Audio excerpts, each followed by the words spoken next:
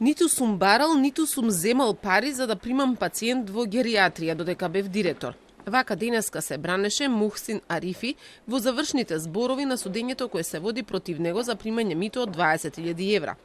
Уште на почетокот на процесот, заедно со негователот Блерим Амити не гираа вина, а денеска екс-директорот прстот го впери во сведокот кој го пријавил случајот. Ја обвини дека таа нудела пари за да смести жена на 42 години во болница за каде и било кажано дека не е местото. Не кажува вистина, односно манипулира со сите за лукративни цели, а тоа е да се стекне состанот на пациентката. Сето ова 100% го потврдува фактот дека семејството има покренато кривична пријава против сведокот за лажно представување, злоупотреба и незаконито вселување во станот.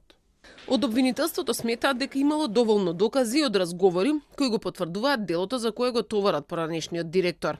Директни разговори помеѓу секој од обвинетите и сведокот, просто директни докази кои што и да кажете наспроти тие не може да бидат лага. Се прибегнува кон една така наречена ad hominem аргументација со напади доминантно кон сведокот, а тоа не може да биде и не треба да биде така, бидејќи во судот треба да преовладуваат докази и аргументи, а не просто обиди за лични дисквалификации или кој што смета, бидејќи се ценат фактите и доказите. Адвокатот на Арифи пак тврди дека од презентираните докази не се утврдило дека обвинетите барале и земале подкуп. Туку напротив, се откриле лукративните цели на пријавителката.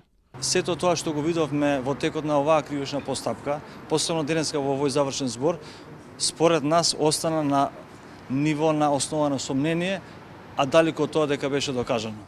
Инаку Арифи според обвинението како првична гаранција побарал пари за да ја обезбеди место на 42 годишна пациентка во тешка состојба, а Амити се понудил да посредува во предавањето на подкупот.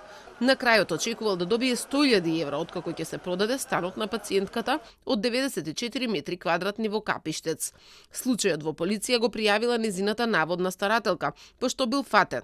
Одбраната негираше дека воопшто има и доказ дека е старателка, а дека семејството на пациентката сега има поднесено кривична пријава против неа. Пресуда се очекува на 21 месецов.